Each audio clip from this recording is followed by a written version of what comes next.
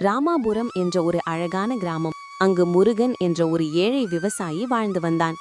அவனுக்கு லக்ஷ்மி என்ற ஒரு அழகான மனைவியும் இருந்தாள். முருகன் மிகவும் கடினமான ஒரு உழைப்பாளி. ஆனால் அவனுக்கு ஒரு குறை இருந்தது. அவன் எப்போதும் அதிகமாக ஆசைப்படுவான். அழகான காலை பொழுது சூரியன் மெல்ல மெல்ல உதிக்கத் தொடங்கியது. அந்த அமைதியான நேரத்தில் முருகன் தனது வயலில் கடினமாக உழைத்து கொண்டிருந்தான். அவன் மனதில் பல கனவுகள் ஓடிக்கொண்டிருந்தன. இந்த வருடம் நல்லா விளைச்சல் வந்தா நான் இந்த சிறிய குடிசையை விட்டு இடித்து பெரிய மாடி வீடு கட்டுவேன். இன்னும் 2 ஏக்கர் நிலம் வாங்குவேன். கிராமத்துல எல்லாரும் என்ன பார்த்து முருகன் பெரிய விவசாயி ஆயிட்டாருன்னு சொல்லணும். அவன் முகத்தில் ஆசையும் பெருமையும் கலந்த சிரிப்பு. அந்த நேரத்தில் லக்ஷ்மி தண்ணீர் குடுவையுடன் நடந்து வருகிறாள். என்னங்க தனியா பேசிக்கிட்டே இருக்கீங்களே? நம்ம வாழ்க்கைய பத்தி யோசிச்சேன் லக்ஷ்மி. இந்த வருடம் விளைச்சல் நல்லா வந்தா நம்ம வாழ்க்கையே மாறிடும். ஆனா நம்ம இப்பவே ரொம்ப சந்தோஷமாக வாழ்கிறோம். நல்ல வீடு இருக்கு, நம்ம நினைச்சது சாப்பிடுறோம், நல்ல ஒரு அமைதியான வாழ்க்கை இருக்கு. அதுக்கு பதிலா அதிக ஆசை வைட்டா மனசு அமைதியா இருக்காது. ஆனா லக்ஷ்மி, நான் இப்படி தினமும் உழைக்கிறேன். என் கஷ்டத்துக்கு பெரிய பலன் கிடைக்கணும். நான் பணக்காரன் ஆகணும். அப்பதான் இந்த ஊர்ல நமக்கு நல்ல மரியாதை கிடைக்கும். மரியாதை என்பது பணத்தால மட்டும் வராது. நல்ல மனசு இருக்கணும், உதவுகிற குணம் இருக்கணும். அப்போதான் அது உண்மையான மரியாதையா இருக்கும். நீ எப்பவும் இதேதான் சொல்வ. ஆனா நிறைய பணம் இல்லாம எப்படி சந்தோஷமான வாழ்க்கை வரும்? ஒருவர் கனவு காண்கிறார், மற்றொருவர் திருப்தியை பேசுகிறார். அந்த வயல்வெளியில் அந்த நாளில் விதைக்கப்பட்டது விதைகள் மட்டுமல்ல, பேராசையின் சிறு எண்ணமும். முழு நாள் கடின உழைப்புக்குப் பிறகு முருகன் தனது சிறிய குடிசையை நோக்கி மெதுவாக நடந்தான். அவன் உடல் சோர்வாக இருந்தாலும் மனதில் பெரிய கனவுகள் ஓடிக்கொண்டிருந்தன. வீட்டு வாசலில் ஒருவர் நின்றிருப்பதை அவன் கவனிக்கிறான். வெள்ளை தாடியுடன் எளிய ஆடையில் ஒரு சந்நியாசி. யார் நீங்களையா? மகனே, நான் வழிப்பயணி. பல மணி நேரமாக நடந்து வருகிறேன். கொஞ்சம் தண்ணீர் கிடைக்குமா? முருகன் ஒரு கணம் யோசிக்கிறான். வீட்டில் தண்ணீர் குறைவாக இருப்பது அவனுக்கு தெரியும். ஆனால் உடனே உள்ளே சென்று ஒரு குடுவை தண்ணீர் எடுத்து வருகிறான். இதோ சுவாமி, குடிங்க. மகனே, உன் மனம் தூய்மையானது. உன்னிடம் அதிகமாக இல்லாவிட்டாலும் பகிர்ந்து கொடுக்கிறாய். அது பெரிய பண்பு. அது ஒரு சிறிய உதவிதான் சுவாமி. சிறிய உதவிகள்தான் பெரிய பலன்களைத் தரும். அவர் தனது துண்டுப்பையிலிருந்து ஒரு சிறிய ஒளிவீசும் விதையை எடுத்து காட்டுகிறார். இந்த விதையை எடுத்துக்கொள். இதை உன் வயலில் நட்டு வளர்த்துப் பாரு. இது சாதாரண விதை இல்லை.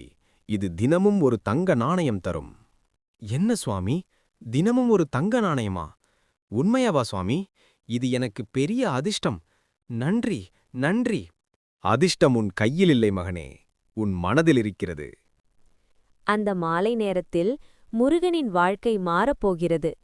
ஆனால் அந்த மாற்றம் மகிழ்ச்சியா இல்லையா என்பதை காலம்தான் சொல்லும். அவன் அவளுடைய மனைவியிடம் நடந்த அத்தனையும் கூறினான். முருகன் அந்த இரவு முழுவதும் தூங்கவில்லை.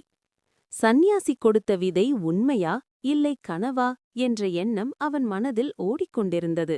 அவன் மறுநாள் காலையில் எழுந்தவுடன் வயலுக்குச் சென்று அந்த விதையை விதைத்தான். சிறிது நாட்களுக்குப் பிறகு அவன் விதைத்த இடத்தில் செடி ஒன்று முளைத்தது. அதில் முனிவர் கூறியது போல் தங்க நாணயமும் வந்தது. இது உண்மைதான். உண்மையிலேயே தங்க நாணயம். நான் சீக்கிரம் பணக்காரனாகப் போகிறேன். ஒவ்வொரு காலையும் முருகன் ஓடி வந்து ஒரு நாணயம் எடுப்பது. அவன் ஒரு சிறிய பெட்டியில் நாணயங்களை சேமிப்பது. அவன் முகத்தில் நாளுக்கு நாள் அதிகரிக்கும் பேராசை.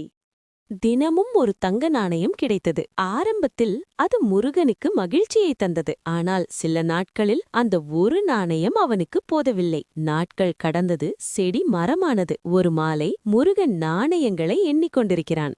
1, 2, 3, 10, 20.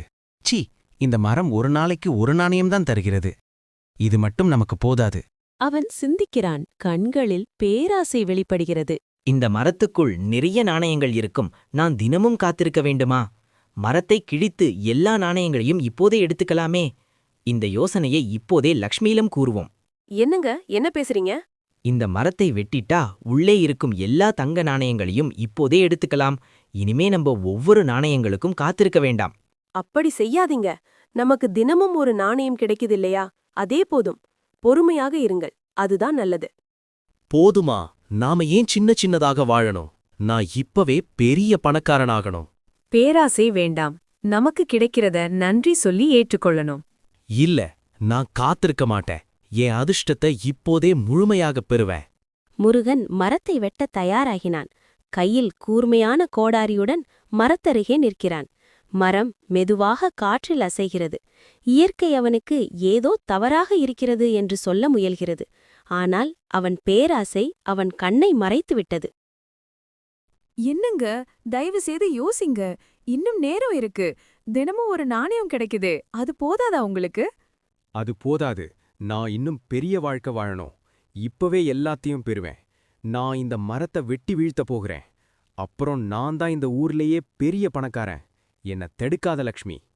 அவன் கோடாரியை உயர்த்துகிறான். ஒரு கணம் அவன் மனசு தயங்கியது. ஆனால் பேராசையின் சத்தம் அவன் உள்ளத்தில் அதிகமாக ஒலித்தது. டக்! முதல் அடி மரத்தில் விழுகிறது. லக்ஷ்மி கண்களை மூடிக்கொள்கிறாள். மீண்டும் டக் டக்! மரம் சற்று சாய்கிறது. ஒரு பெரிய சத்தத்துடன் மரம் தரையில் விழுகிறது. அவன் மரத்தை வெட்டினான். முருகன் அவசரமாக மரத்தை உடைத்து உள்ளே பார்க்கிறான். அமைதி. எந்த ஒளியுமில்லை. எந்த தங்க நாணயமும் இல்லை. என்னது? ஒன்றுமே இல்ல? இது எப்படி சாத்தியம்? அவன் எதிர்பார்த்த தங்கமில்லை. இருந்தது வெறும் காலியான மரக்கட்டை மட்டும். முருகன் மண்டியிட்டு விழுகிறான். நான் என்ன பண்ணிட்டேன்? தினமும் கிடைத்த வரத்த நான் எனக்கே அழிச்சுக்கிட்டேனா? ஐயோ, என் தங்கவெல்லாம் போச்சே. நான் இனிமே என்ன பண்ணுவேன்? நான் எச்சரிச்சேன் இல்லையா? நீ பேராசைப்பட்டதால தான் இப்படி ஆயிற்று. இப்போ அழுது என்ன பிரயோஜனம்? உன் பேராசை உன் கண்ணை மறைத்து விட்டது. ஒரு நிமிஷ பேராசை ஒரு ஆயுள் முழுவதும் வருந்தும் அளவுக்கு தவறாக மாறியது. தினமும் கிடைத்த ஆசிர்வாதத்தை அவன் பொறுமையின்மையால் இழந்தான். மகனே, சுவாமி, நான் தவறு பண்ணிட்டேன். உங்க வரத்த மதிக்கல. நான் கொடுத்தது தங்க நாணயம் மட்டுமில்ல, அது ஒரு சோதனை. பொறுமை உள்ளவருக்கு வரம் நிலைக்கும், பேராசை உள்ளவருக்கு வரம் மறையும். என்ன மன்னிச்சிருங்க சுவாமி. நான் பாடம் கத்துக்கிட்டேன். இனிமேல் பேராசைப்பட மாட்டேன். வாழ்க்கை தங்க நாணயத்தால பெரியதாகாது, மன அமைதியால தான் பெரியதாகும். தங்க மரம் போய்விட்டது. ஆனால் ஒரு பெரிய பாடம் முளைத்தது. அது திருப்தியின் விதை. முருகன் தன் தவறை உணர்ந்து அவன் உழைப்பை மட்டுமே நம்பி தன்னம்பிக்கையுடன் உழைக்கத் தொடங்கினான். இனிமேல் என் கையில் இருக்கும் உழைப்பையே நம்புவேன். பேராசை இல்லை, பொறுமைதான். லக்ஷ்மி சிரித்தபடி அவனை பார்க்கிறாள். இந்த கதை உங்களுக்கு பிடிச்சிருந்தா லைக் பண்ணிக்கோங்க. இந்த மாதிரி நிறைய கதைகள் பார்க்கறதுக்கு சப்ஸ்கிரைப் பண்ணிக்கோங்க. அடுத்த கதையில பாப்போம். அது மங்களபுரம் என்ற ஒரு அழகான சிறிய கிராமம். அந்த கிராமத்தில் அழகான வயல்கள் இருந்தது, மரங்கள் இருந்தது, நீர் இருந்தது. ஆனால் கூடவே ஒரு பெரிய பிரச்சனையும் இருந்தது. அந்த கிராமத்தில் இருக்கும் மக்கள் அனைவரும் மிகவும் வித்தியாசமாக இருப்பார்கள். ஆனால் அந்த கிராமத்து மக்கள் அனைவருமே ஒரே விஷயத்தில் ஒத்துப்போனார். அனைவருமே சோம்பேறித்தனத்தில் ஊறிப் போயிருந்தார்கள். அவர்கள் எந்த அளவுக்கு சோம்பேறி என்றால், பசித்தால் கூட பக்கத்தில் இருக்கும் மரத்தின் பழங்களை பறித்து உண்ணமாட்டார்கள். ஏனென்றால் பறிக்க சோம்பேறித்தனம் பட்டு அந்த பழம் தானாக விழும் வரை காத்திருப்பார்கள். ஆனால் இந்த கிராமத்தில் இவர்களுக்கு முற்றிலும் மாறாக ஒருத்தன் இருந்தான். அவன் மிகவும் கடின உழைப்பாளி. அவன் பெயர் ராமையா. ராமையாவை பார்த்து இந்த ஊர் மக்கள் அனைவரும் பொறாமைப்படுவார்கள். ஆனால் இந்த ஊர் மக்களுக்கு தெரியவில்லை, ராமையாவின் ஒரு செயல் இந்த ஊரையே மாற்றப் போகிறது என்று. அன்றொரு நாள் ராமையா வழக்கம் போல் வயலுக்கு சென்றார். ராமையா, இங்கே ஒரு நிமிஷம் வாருங்கள். என்ன சோமு, ஏன் இங்கே அமர்ந்திருக்கிறாய்? ஏன், ஏதாவது பிரச்சனையா? ஆமாம் ராமையா, ஒரு பெரிய பிரச்சனை.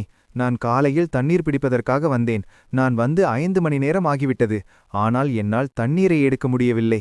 அதனால்தான் என்ன செய்வது என்று தெரியாமல் இங்கே அமர்ந்திருக்கிறேன். என்ன சொல்கிறாய் சோமு? இங்கேதான் இவ்வளவு தண்ணீர் இருக்கிறதல்லவா? நீ அதை எடுத்துக்கொண்டு போக வேண்டியதுதானே? அதை விட்டுவிட்டு ஏன் இவ்வளவு மணி நேரமாக சும்மாவே உட்கார்ந்திருக்கிறாய்? என்ன ராமையா, இப்படி சொல்லிவிட்டீர்கள்? நேற்று நான் தண்ணீர் குடிக்க வரும்பொழுது ஆற்று நிறைய தண்ணீர் இருந்தது. இன்று பாருங்கள், தண்ணீர் மிகவும் குறைவாகத்தான் இருக்கிறது. நான் எப்படி இதில் போய் தண்ணீர் எடுப்பது? அதனால்தான் ஆற்றின் முழுவதும் தண்ணீர் அதிகரிக்கும் வரை நான் இங்கேயே அமர்ந்திருக்கிறேன். இதைக் கேட்ட ராமையாவுக்கு மிகவும் அதிர்ச்சியாக இருந்தது. ஆற்றில் குனிந்து தண்ணி எடுப்பதற்கு கூட இவ்வளவு சோம்பேறித்தனம் பட்டு 5 மணி நேரமாகச் சும்மாவே அமர்ந்திருக்கிறானே, இவனை என்ன சொல்லித் திருத்துவது என்று தெரியவில்லையே. இந்த மாதிரி முணங்கிக் கொண்டே ராமையா அங்கிருந்து புறப்பட்டார். ராமையா அன்று அவன் வயலில் மிகவும் கடினமாக உழைத்துக் கொண்டிருந்தான். அந்நேரத்தில் அவனுக்குள் ஒரு எண்ணம் ஓடிக்கொண்டிருந்தது. இந்த ஊரிலிருக்கும் மக்கள் ஏன் மிகவும் வித்தியாசமாக நடந்து கொள்கிறார்கள்? இந்த ஒரு கேள்வி அவனுக்குள் ஓடிக்கொண்டே இருந்தது. சூரியன் மறைய ஆரம்பித்துவிட்டது. ராமையா தன்னுடைய வேலையெல்லாம் முடித்துவிட்டு வீட்டுக்கு திரும்பினாள். அந்த நேரத்தில் ராமையாவுக்கு சட்டும் எதிர்பாராத ஒரு அதிர்ச்சி. சோமு இன்னும் தண்ணீர் பிடிக்காமல் அங்கேயே அமர்ந்திருந்தான். ஏன் சோமு, நீ காலையிலிருந்து இங்கேதான் இருக்கிறாயா? நீ வீட்டிற்கு போகவில்லையா? சூரியனே மறைந்து விட்டது. நீ இன்னும் இங்கு என்ன பண்ணுகிறாய்? அதுவா, நான் காலையிலிருந்து தண்ணீர் மேலே வரும் என்று இங்கேயே காத்து கொண்டிருக்கிறேன். ஆனால் தண்ணீர் இன்னும் மேலே வரவே இல்லை. நான் காத்திருந்து காத்திருந்து மிகவும் களைப்பாகிவிட்டது. அதான் இங்கேயே உறங்கிவிட்டேன். இன்னைக்கு இந்த தண்ணீருக்கு என்னாச்சுன்னு தெரியவில்லை. என்னை ரொம்பவும் சோதிக்கிறது. சோமு, நீ கீழே இறங்கி போய் தண்ணீரை பிடிக்க வேண்டியதுதானே? அதை விட்டுவிட்டு ஏன் இவ்வளவு நேரமாக இங்கேயே காத்து கொண்டிருக்கிறாய்? நீங்கள் சொல்வது சரிதான் ராமையா. ஆனால் எனக்குதான் கீழே இறங்கி தண்ணீர் பிடிப்பதற்கு மிகவும் அலுப்பாக இருக்கிறது. அதனால்தான் நான் இவ்வளவு நேரமாக காத்து கொண்டிருக்கிறேன். அவன் கூறிய பதிலைக் கேட்டு ராமையாவுக்கு தலையே சுற்றிப் போனது. அவர் வாழ்க்கையில் இந்த அளவுக்கு சோம்பேறியான ஒருத்தவனை அவர் பார்த்ததே இல்லை. அப்பொழுது ராமையாவுக்கு ஒரு எண்ணம் தோன்றியது. இவனிடம் இருக்கும் இந்த சோம்பேறித்தனத்தை நீக்கியே ஆக வேண்டுமென்று. அப்பொழுது சோமுவிடம் ராமையா கேட்டார். நீ ஏன் எந்த ஒரு வேலைக்கும் போகாமல் இப்படி நேரத்தை வீணாக்கிக் கொண்டிருக்கிறாய்? ராமையா, எனக்கும் உழைத்து வாழ வேண்டும் என்று எண்ணம் இருக்கிறது. ஆனால் நான் எதை செய்யப் போனாலும் அது தோல்வில்தான் முடிகிறது. இப்பொழுது கூட பாருங்கள், என்னால் இந்த தண்ணீரை பிடிக்கவே முடியவில்லை. எனக்கு எந்த ஒரு அதிர்ஷ்டமும் இல்லை. அதனால்தான் நான் இப்படியே இருக்கிறேன். இவனுடைய சோம்பேறித்தனத்தை அதிர்ஷ்டம் என்ற பெயரில் அவனையே ஏமாற்றிக் கொண்டிருக்கிறான் என்று ராமையா உணர்ந்தார். அப்பொழுது ராமையாவுக்கு ஒரு யோசனை வந்தது. இவனுக்கு இவனுடைய தவறை உணர்த்த வேண்டும் என்று அவர் முடிவெடுத்தார். மறுநாள் காலையில் சோமுவை தேடி ராமையா அவர் வீட்டுக்கே சென்றார். இதுவே அவர் போட்ட திட்டத்தின் முதல் படியாக அமைந்தது. சோமு, நேற்று நீ உன்னை ஒரு அதிர்ஷ்டமில்லாதவன் என்று கூறினாயே, அதை மாற்றுவதற்குத்தான் இப்பொழுது நான் இங்கே வந்திருக்கிறேன். சோமு, நான் உன்னிடம் ஒரு ரகசியம் சொல்கிறேன். என் கையில் இருக்கிறது இது ஒரு அதிர்ஷ்டக்கல். இந்த கல்லை நீ உன்னுடனே வைத்துக்கொள். இனிமே நீ எது பண்ணாலும் உனக்கு வெற்றிதான் வரும். ராமையா, என்ன சொல்கிறீர்கள்? அதிர்ஷ்டக்கல்லா? அப்படின்னு ஒரு கல் இருக்கா என்ன? நீங்கள் கூறுவதை நான் எப்படி நம்புவது? நீங்கள் என்னை முட்டாளாக்க பார்க்கிறீர்களா? இல்லை சோமு, உண்மைதான். நீ நம்பவில்லை என்றால் இந்த கல்லை உன் கூடவே வைத்துக்கொள். 30 நாட்களுக்குள் இந்த கல்லின் பயன் உனக்கு தெரிய வரும். இதன் பிறகு உன் வாழ்க்கையில் எல்லாம் நல்லதே நடக்கும். சோமு நம்பிக்கையே இல்லாமல் அந்தக் கல்லை எடுத்துக்கொண்டு ஊர் மக்களைப் பார்க்கப் போனான். அவனுக்குள் சிறிதளவு ஒரு எண்ணம் தோன்றியது. ஒருவேளை ராமையா சொன்னது போல் நம் வாழ்க்கை மாற வாய்ப்பிருக்கிறதோ? அவன் இந்த ரகசியத்தை ஊரிலிருக்கும் அனைவரிடமும் கூறினான். ஆனால் யாரும் நம்பவில்லை. அனைவரும் சோமுவை பார்த்து சிரிக்க ஆரம்பித்து விட்டார்கள். சோமுக்கு அது மிகவும் அவமானமாகப் போய்விட்டது. இது உண்மையா பொய்யா என்பதனை நாம் பயன்படுத்தி பார்க்க வேண்டும் என்று ராமையா கூடவே சோமு வேலைக்கு செல்கிறான். இன்றைக்கு மழை பெய்யப் போகிறது என்று நினைக்கிறேன். ஏனென்றால் சோமு, இன்னைக்கு அதிசயமாக நீ வேலைக்கு வந்திருக்கிறாயே. இல்லை, நீங்கள் கொடுத்த கல்லு உண்மையா பொய்யா என்று உபயோகித்து பார்த்தால்தானே தெரியும். அதனால்தான் நான் இன்றைக்கு வேலைக்கு வந்தேன். அப்படியா? மிகவும் மகிழ்ச்சி. நீ இன்றைக்கு வேலைக்கு இங்கே வந்திருக்கிறாயே, இதுவே ஒரு சிறிய மாற்றம்தான். ஆமாம், நீ இந்த விஷயத்தை ஊர் மக்களிடம் கூறினாயா? ஆமாம் ராமையா, ஆனால் யாருமே நம்பவில்லை. எல்லாரும் என்னை பார்த்து ஏளனமாக சிரித்தார்கள். எனக்கு மிகவும் அவமானமாக இருந்தது. என்னை எல்லாரும் முட்டாள் என்று அழைக்க ஆரம்பித்து விட்டார்கள். இதற்காகவே நான் இந்த கல்லை உண்மை என்று நிரூபிக்க வேண்டும். அதனால்தான் நான் இன்னிலிருந்து உழைக்க ஆரம்பித்து விட்டேன். சோமு, நீ உன்னுடைய உழைப்பை மட்டும் போடு, மத்ததெல்லாம் தானாக நடக்கும். இன்றைக்கு உன்னை கிண்டல் செய்த இந்த மக்கள் கூடிய சீக்கிரத்திலேயே உன் முன்னேற்றத்தை பார்த்து வாயை பிளக்கப் போகிறார்கள். இந்த மாதிரியெல்லாம் கூறி சோமுவை உற்சாகப்படுத்தினார் ராமையா. ஆனால் ராமையா உள்ளுக்குள்ளே சிரிக்க ஆரம்பித்தார். அவர் கிளப்பிவிட்ட சிறிய பொய் இன்று காட்டுத் தீயாக பரவிவிட்டது. அவர் கூறியது பொய்யாக இருந்தாலும் அது இந்த ஊருக்கு நன்மையைத் தரும் என்று அவர் நினைத்தார். அதுபோலவே இன்று சோமு உழைக்கத் தொடங்கிவிட்டான். இவனை பார்த்து ஊர் மக்களும் திருந்துவார்கள் என்று ராமையா போட்ட திட்டம் நல்லபடியாக ஆரம்பிட்டது.